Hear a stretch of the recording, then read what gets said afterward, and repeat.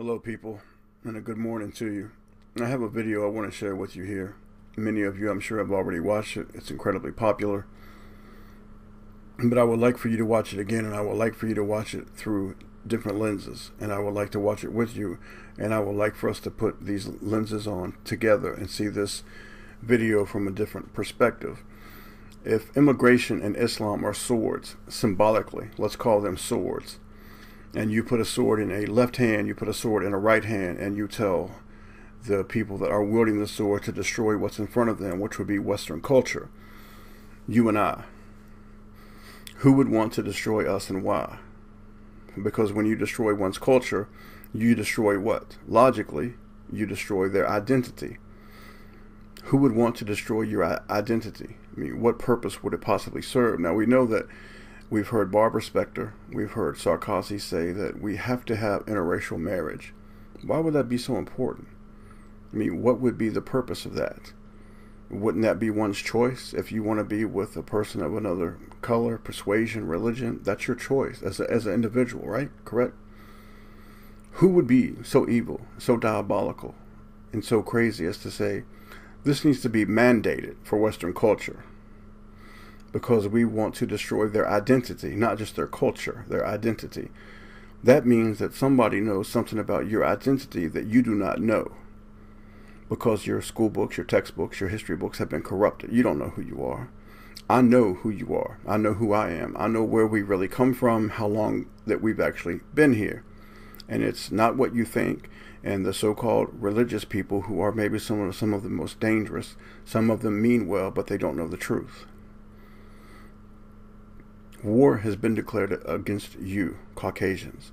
It has not been declared against Africans, Indonesians, Asians, or Latinos. It's been declared against you, white people. And I simply want you to as you watch this video, to ask yourself why government, corporations, academia, false religions, and government think tanks, the World Banks, the United Nations, have always tried to tell you that immigration is important. Why? To destroy your identity. Why you? Why yours? Why yours and nobody else's? Why just you? That's all I want you to do. Do I know the truth? You bet your ass I do. Take care. Stay with me. Stay with me. Trust me. We will get there, to the deep water. And many of you won't be able to go to the deep water with me, and that's all right. But some of you will. I love you guys. Take care. Enjoy the video. And think about, please, I humbly ask you, think about what I told you when you watch this video. Why? Who and why wants to destroy not your culture, but your identity?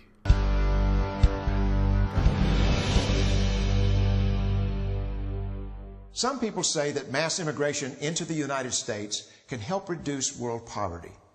Is that true? Well, no, it's not. And let me show you why.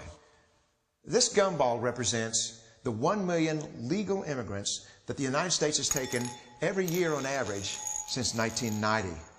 Now, who in the world deserves our humanitarian compassion? The World Bank has one measure of the desperately poor of the world. They make less than $2 a day. And how many people make less than $2 a day in the world? Well, let's start with Africa. In Africa alone, there are 650 million people who make less than $2 a day. 650 million. And in India, another 890 million people, desperately poor. China adds another 480 million people, making less than $2 a day. And unfortunately, the rest of Asia has a heartbreaking 810 million people who the World Bank says make less than $2 a day.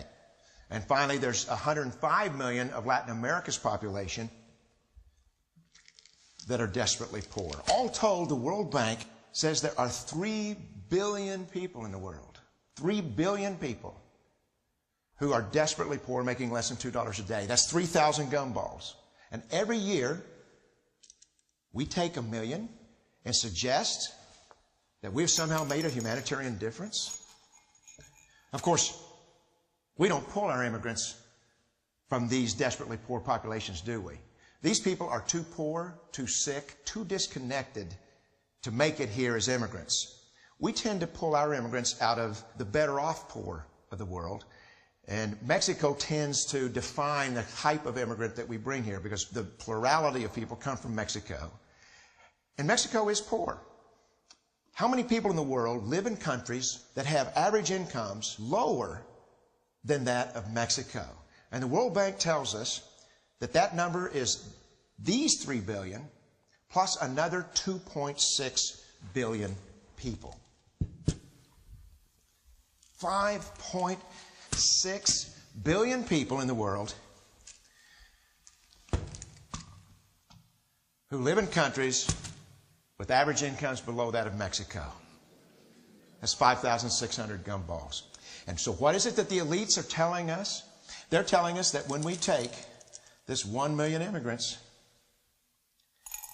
that we somehow or another are tackling world poverty. And we have to do it regardless of the effect on our unemployed, the working poor, the most vulnerable members of our society, regardless of the effect on our natural resources.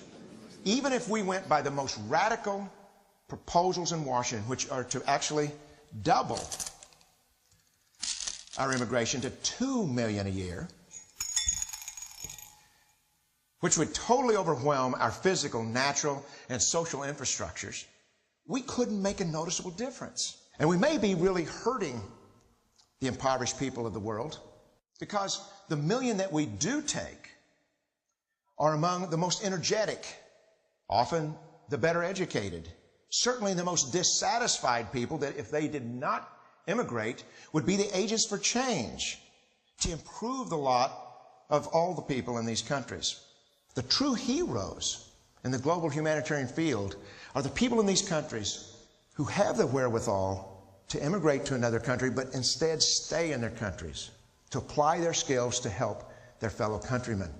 Unfortunately, our immigration system tends to entice these very type of people to abandon their countrymen. The impossibility of making even a dent is actually worse than it looks here. Because last year, when we took 1 million immigrants, these countries added, births over deaths, 80 million more people into the impoverished population. And this year, Congress is bringing in 1 million legal immigrants. And this year, according to the United Nations, these countries are expected to add another 80 million people. And next year, you can be quite sure that Congress, unless stopped by the American voters, will bring in another 1 million immigrants.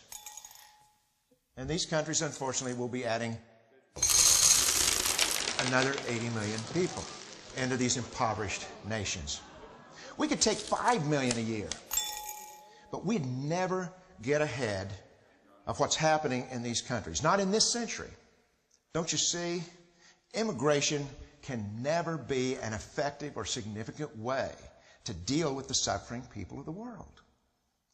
They have to be helped where they live. 99.9% of them will never be able to immigrate to a rich country. There's no hope for that. They have to bloom where they're planted. The only place that 99.9% of these people can be helped is where they live. Let's help them there.